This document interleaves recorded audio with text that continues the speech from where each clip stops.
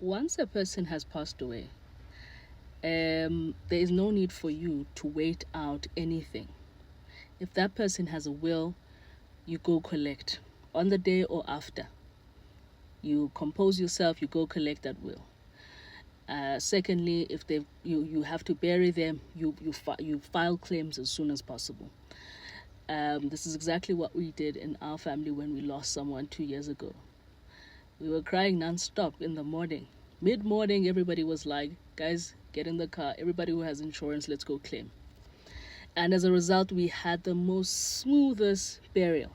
Now, in some families, this is not a privilege because as soon as you say that, everybody's like, you killed them. Or alternatively, they will say you had something to do with it, or else you're happy about it.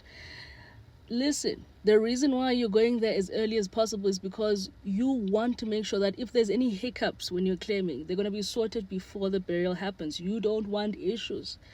And number two, when you're going to collect a will, you want to also see if there aren't any burial instructions written by the deceased so that things can happen accordingly.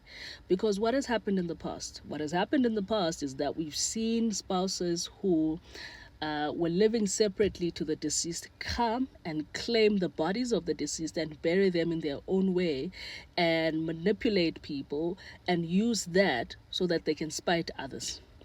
And it hasn't been the best of situations because in most instances when a spouse comes from wherever, they have to be considered because they are the next of kin of that person who has passed away.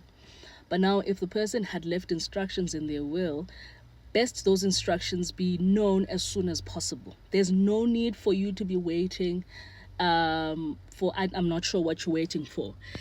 If people are going to judge you for doing that as early as possible, let them do so. We are in the 21st century. We try to protect the interests of our families, right? And to have smooth burials more than being concerned about people judging us.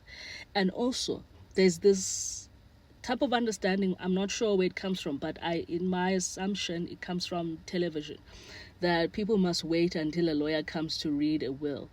There's no such thing that happens. When somebody passes away, you have to go and collect a will and you have to read it. If you don't understand it, you ask them to read it for you so that you can understand it. But no one is going to come to your family and read a will, unless of course that person has great family ties with you and they wanna try to make it easier for you to understand what the deceased had said. But ultimately that's not how things operate.